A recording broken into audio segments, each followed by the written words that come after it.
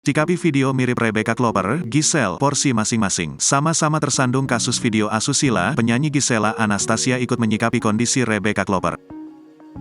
Mantan istri Gading Marten itu memberikan doa dan dukungan mental untuk Rebecca Klopper.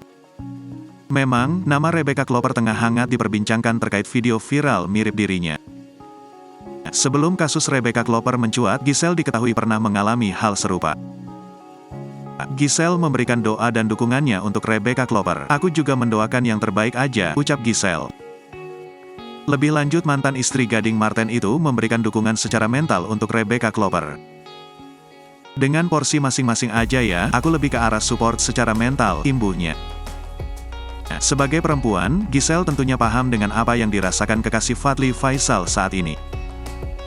"Sebagai perempuan ngerti gitu, semuanya butuh proses," paparnya. Penyanyi 32 tahun itu sempat menyinggung soal komentar warganet. Menurut Giselle, komentar warganet sudah di luar kendalinya.